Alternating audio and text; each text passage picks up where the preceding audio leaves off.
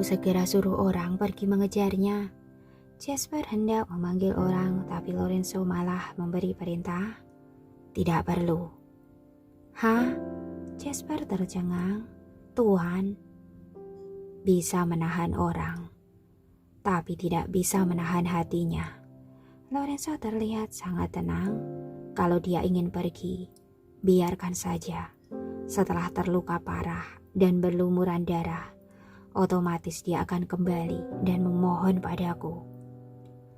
Tuan, kalau begitu, apa perlu mengutus orang untuk melindungi Nona Dewi secara diam-diam? Jasper bertanya dengan pelan. Tidak perlu. Kali ini Lorenzo bertekad untuk memberi pelajaran pada Dewi, berkata sambil menggetakkan gigi. Berhubung dia tidak takut mati demi Willy, maka biarkan dia lihat apa arti dari kata mati. Baik. Saat melihat cahaya dingin disorot mata Lorenzo, Jasper menunduk dengan panik, mundur dan keluar tanpa bersuara. Lorenzo masih berdiri di dekat jendela melihat ke arah Dewi pergi, tidak mengalihkan pandangan dalam waktu yang sangat lama. Saat ini dia hanya merasakan hawa dingin di hatinya. Semua perasaan mendalam dihancurkan oleh Dewi. Dia membayangkan tampang Dewi yang sekarang mungkin sangat gembira karena berhasil kabur dengan lancar. Penuhi saja keinginannya, biarkan wanita itu pergi. Dia mau lihat apa wanita itu bisa menyelamatkan Willy tanpa dirinya. Dewi melesat dengan cepat sepanjang jalan, sepertinya tidak berani mengurangi kecepatan. Takut ada yang mengejar di belakang. Tapi saat mereka tiba di bandara, menyelesaikan administrasi dengan lancar dan menuju ke ruang tunggu, tidak ada orang yang mengikuti mereka. Mina tidak tenang, terus melihat sekeliling, bertanya dengan pelan. Apa Tuan El akan mengutus orang untuk mengikuti kita? Apa akan bertindak sebelum kita naik ke pesawat? Tidak. Dewi melihat tiket dengan tenang. Dia sama sekali tidak mengutus orang untuk mengejar. Kali ini dia benar-benar marah. Oh, Mina tercengang sejenak lalu berkata dengan marah. Aku tidak mengerti. Mengapa Tuan El tidak mau menyelamatkan pangeran? Itu tidak ada rugi baginya. Pangeran pasti akan membayar jasanya setelah naik tahta. Mungkin dia punya pertimbangan.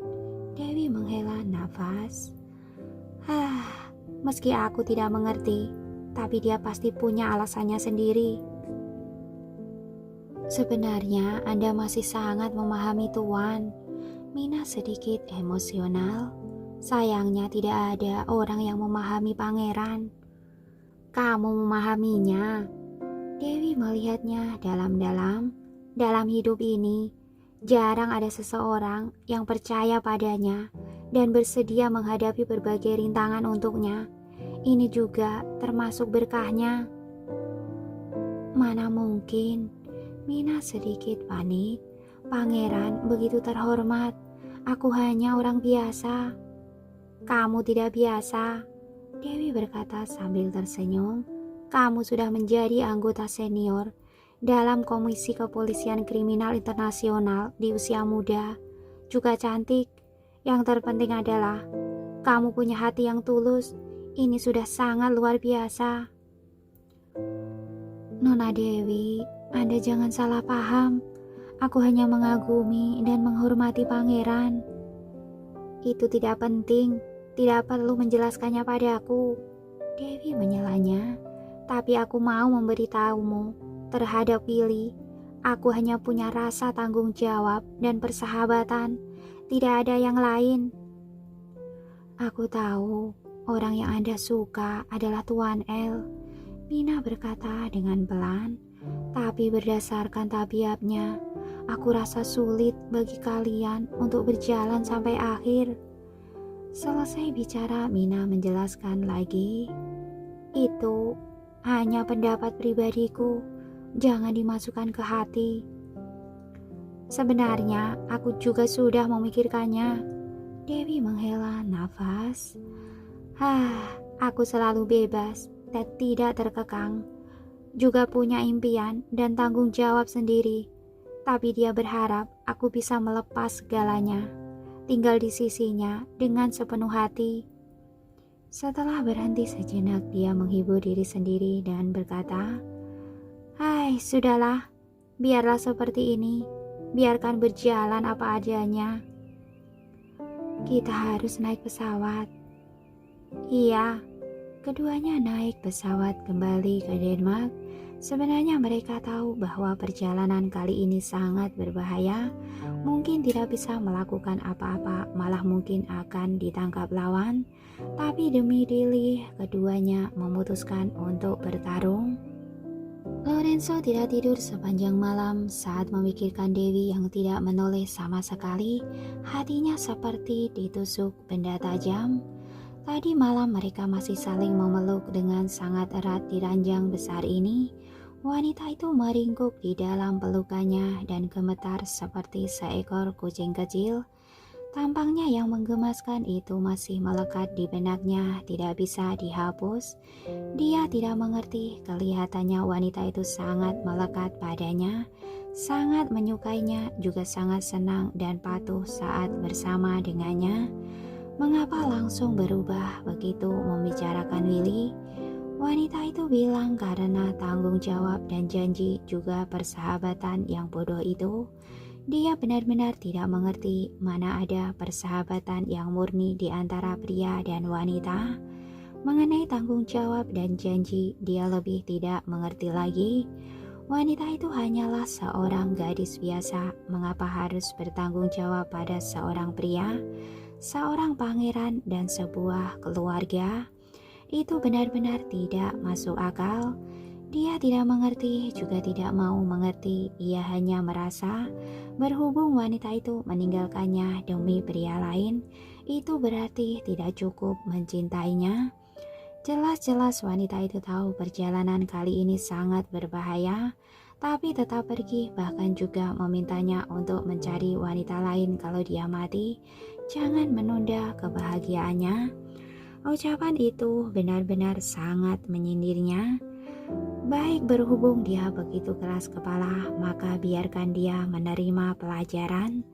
Tidak mau menyerah kalau tidak benar-benar gagal. Dasar keras kepala. Kali ini harus membuatnya benar-benar menyerah, barulah dia tahu apa itu pelajaran. Dulu Dewi selalu cuek saat kabur dari Denmark. Dia tetap bisa tidur dengan sangat nyenyak meski ada tentara yang mengejarnya sepanjang jalan. Tapi kali ini dia tidak bisa tidur. Dia terus melihat keluar jendela, pikirannya penuh dengan Lorenzo. Dulu dia bisa datang dan pergi dengan bebas meski bertengkar dengannya sampai ribut mau putus. Sepertinya dia juga bisa terus keras kepala, juga tidak akan menundukkan kepala meskipun putus. Tapi sekarang mereka menembus satu lapisan hubungan yang lebih tinggi. Sepertinya perasaan keduanya lebih mendalam. Jauh di lubuk hatinya dia tidak ingin pergi. Saat berjalan keluar dari kamar itu, hatinya ragu-ragu. Dia sangat berharap pria itu bisa menghentikannya, lalu keduanya duduk dan berbicara dengan baik. Tapi pria itu tidak melakukannya. Pria itu memperingatkannya dengan nada mengancam. Dia malah tidak suka diancam, maka dilontarkan kata-kata kejam dan pergi dengan tegas. Sebenarnya saat merampas mobil dan membawa Mina pergi, hatinya merasa tidak rela. Dia melihat jelas kamar tidur utama di lantai 2 melalui kaca spion tengah. Merasa sedikit ragu, tapi dia tidak melihat sosoknya. Mina yang duduk di samping juga mendesaknya, maka dia melesat pergi. Berhubung sudah dilakukan, maka tidak boleh berhenti. Begitu mobil melesat keluar, maka tidak ada kesempatan untuk kembali lagi. Berhubung sudah memilih jalan ini, maka hanya bisa melangkah dengan berani. Sekarang Dewi juga tidak bisa punya pemikiran lain lagi, hanya berharap bisa segera menyelamatkan Willy.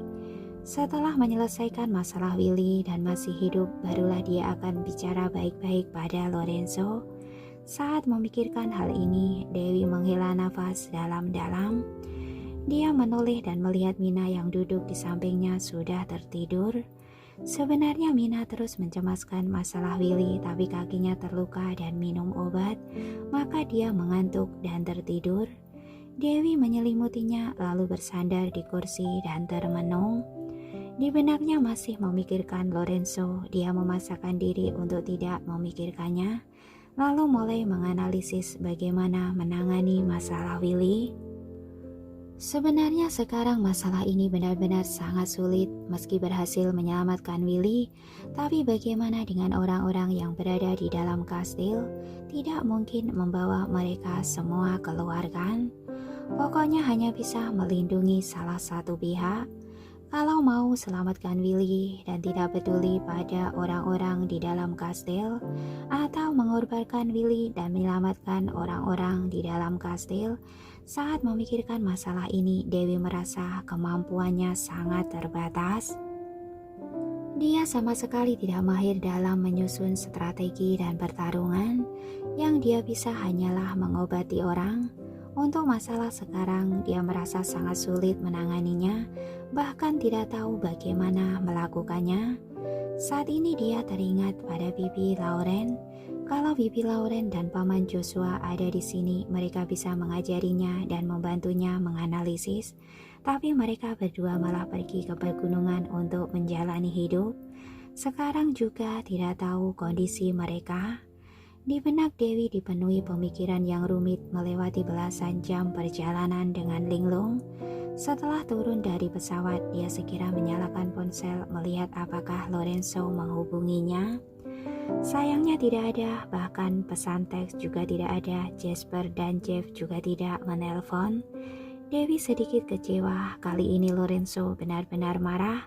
Mungkin sungguh tidak akan peduli padanya lagi. Apakah ini termasuk putus? Dewi menghela nafas hendak menyimpan ponsel, tapi saat ini Brandon menghubunginya. Dia segera menjawab telepon. Brandon, Kak, apa ada kabar dari Bibi Lauren dan Paman Joshua? Bukankah kamu bilang mungkin mereka pergi ke pegunungan untuk menjalani hidup? Kemarin aku tanya pada Jeff, dia bilang mereka terus tidak ada sinyal. Seharusnya pergi ke tempat terpencil. Sebelumnya mereka memang bilang mau tinggal di pegunungan, tapi aku baru dapat kabar. Sepertinya mereka terus dikejar oleh orang-orang organisasi Dark Knight. Paman Joshua ditangkap, Bibi Lauren melarikan diri, dan tidak tahu di mana dia sekarang. Apa? Dewi tercengang. Kenapa bisa begitu? Setelah beberapa saat dia bergumam, Jeff tidak memberitahuku hal ini. Apa memang dia tidak tahu atau sengaja menyembunyikannya? Mungkin tidak tahu. Brandon mendengar ucapannya. Biar bagaimanapun, informasi organisasi Dark Knight tertutup sangat rapat. Sangat wajar kalau tidak bisa diselidiki. Aku bisa punya beberapa petunjuk karena terus berhubungan dengan mereka. Kalau tidak, coba kamu tanya pada Jeff lagi. Lihat apa bisa membantu menemukan Bibi Lauren. Oke, aku akan segera menelponnya. Bukankah kamu ada di tempat Lorenzo? Brandon bertanya dengan bingung. Kenapa harus telepon? Dewi hendak bicara, tiba-tiba terdengar bahasa Denmark dari siaran pengumuman. Brandon langsung mendengarnya. Jangan-jangan kamu pergi ke Denmark lagi? Iya, Dewi tahu dia tidak bisa menyembunyikannya. Astaga, bisakah kamu lebih sadar? Brandon cemas. Kamu bukan penyelamat, tidak bisa menyelamatkan semua orang. Sudah sangat bagus karena kamu bisa mengurus panti asuhan dengan baik, sekaligus membantu Bibi Lauren dan Paman Joshua. Sekarang kamu malah mau memikul tanggung jawab masalah Pangeran Willy. Sebelumnya, Bibi Lauren sudah mengingatkanmu. Masalah Pangeran Willy sangat rumit.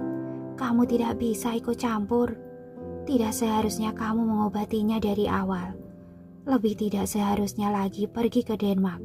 Sekarang malah... Sudah, jangan bicara lagi. Dewi menyelanya. Aku mengerti semua itu, tapi masalah sudah seperti ini. Aku sudah tidak bisa mundur lagi. Willy dan 80-an orang lainnya keracunan di dalam kastil. Aku tidak bisa membiarkannya begitu saja. Itu bukan suatu yang bisa kamu tangani. Brandon sangat cemas. Sekarang, kamu cepat kembali cari Lorenzo. Jangan ikut campur masalah itu. Sudah ikut campur, tidak bisa mundur lagi. Dewi menghela nafas. Sudahlah, jangan dibahas itu lagi. Aku akan menghubungi Jeff dan menyanyikan masalah Bibi Lauren. Kamu benar-benar mau membuatku mati karena cemas. Aku tutup teleponnya. Dewi langsung menutup telepon hendak menghubungi Jeff. Tapi setelah berpikir lagi, dia dan Lorenzo sudah putus. Bukankah tidak terlalu baik kalau memerintah anak buahnya sekarang? Tapi kondisi sangat mendesak, tidak bisa mempertimbangkan begitu banyak. Dewi menghubungi Jeff dan tergesa-gesa. Telepon dijawab dengan sangat cepat. Dewi menjelaskan maksud tujuannya, langsung menanyakan kondisi Bibi Lauren dan Paman Joshua. Jeff ragu-ragu sejenak lalu mengatakan yang sebenarnya. Sebenarnya, sebelumnya kita sudah berhasil menyelidikinya. Tapi takut Anda cemas, maka tidak memberitahu Anda. Kamu, Dewi sangat marah. Kenapa kamu menyembunyikan masalah sebesar itu dariku? Anda jangan cemas dulu, Jeff berkata dengan tergesa-gesa saat melaporkan masalah itu pada Tuan. Tuan segera menyuruhku pergi menyelamatkannya. Sekarang aku sudah mengutus orang pergi ke negara Nusantara. Seharusnya bisa segera menyelamatkan salah satu senior itu. Untuk yang satu lagi, kami juga sedang bernegosiasi dengan orang-orang organisasi Dark Knight. Benarkah? Dewi merasa lega. Baguslah. Aku yang bertanggung jawab atas masalah ini. Aku akan menanganinya dengan baik. Anda tenang saja. Jeff berkata dengan pelan. Tuan mencariku. Aku harus pergi. Baik, terima kasih. Dewi sangat ingin menanyakan kondisi Lorenzo. Baru saja mau bertanya, Jeff sudah menutup telepon. Dia menghela nafas, menyimpan ponsel, bergegas ke toilet untuk mencari Mina. Kedua kaki Mina terluka, tidak leluasa untuk berjalan, maka menggunakan kursi roda saat bepergian. Dewi mendorongnya keluar. Sekarang keduanya selesai menyamar, lalu mengambil koper dan tergesa-gesa. Dengan sangat cepat rekan Mina datang menjemput mereka. Setelah masuk ke mobil dan meninggalkan bandara, barulah keduanya merasa lega. Tidak disangka bisa begitu lancar. Aku mengira orang-orang itu akan menghalangi kita di bandara. Mina menepuk dadanya. Kita tiba-tiba kembali ke Denmark. Seharusnya orang-orang itu tidak tahu. Dewi menduga. Mungkin orang-orang negara Embron tidak tahu aku pergi. Benar. Mina terus mengangguk. Kebanyakan orang tidak berani menyelidiki keberadaan Tuan El, juga tidak bisa menemukannya. Selagi para bajingan itu tidak tahu kita sudah kembali, kita harus segera bertindak. Benar, Dewi mengangguk. Kita pergi menemui Willy dulu. Apa kalian tahu di mana dia? Sudah ditemukan. Rekan Mina, yaitu Hendy, berkata, dia di rumah sakit kerajaan. Tapi di sana dijaga dengan sangat ketat. Takutnya sangat sulit untuk menyelinap masuk. Apa ada denah? Dewi bertanya dengan tergesa-gesa. Ada. Hendy mengeluarkan denah rumah sakit dan menjelaskan, menurutku seharusnya Pangeran Willy ditempatkan di bagian rawat inap ortopedi. Kabarnya dia sudah tidak bisa duduk tegak saat penyakitnya kambuh sebelumnya. Sekarang hanya bisa diobati dengan berbaring. Dasar bajingan. Mina sangat emosi. Pasti mereka yang melakukannya. Langsung ke rumah sakit. Dewi memutuskan dengan tegas. Aku akan menyelinap masuk untuk menemui Willy dulu. Aku akan pergi denganmu, Mina berkata dengan tergesa-gesa. Banyak orang bisa lebih saling menjaga. Baiklah, Dewi tahu dia sangat ingin membantu, maka tidak menghalanginya. Nanti kamu menyamar jadi pasien, aku akan menyamar jadi dokter. Di mobil ada pakaian dan peralatan. Sekarang kalian bisa berganti pakaian. Hendy sudah menyiapkan segalanya. Aku akan menunggu kalian di luar. Siap dipanggil kapan saja. Rekanmu cukup gesit, Dewi meliriknya. Terima kasih Hendy. Mina sangat berterima kasih. Orang sendiri, untuk apa sungkan? Hendy tersenyum padanya. Coba lihat dirimu. Baru pergi beberapa hari, kedua kakimu malah terluka. Kamu harus hati-hati. Aku tahu. Dewi dan Mina berganti pakaian di mobil. Setelah selesai menyamar, mereka menyelinap ke rumah sakit dengan lancar.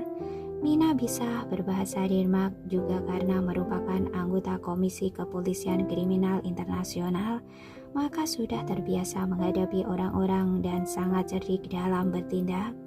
Dia memang sangat membantu. Dengan sangat cepat keduanya menemukan tempat Willy dirawat, tapi ada banyak prajurit yang berjaga di sana. Orang luar sama sekali tidak bisa masuk. Saat keduanya sedang cemas, seorang perwira tua keluar dan bertanya, apakah dokter yang diutus oleh raja sudah datang? Prajurit yang berjaga bilang belum datang. Saat ini Dewi dan Mina saling bertatapan. Mina segera menggeser kursi roda dan bersembunyi di samping. Dewi membawa kotak obat dan langsung berjalan ke sana, memperkenalkan diri bahwa dia adalah dokter yang diundang oleh raja.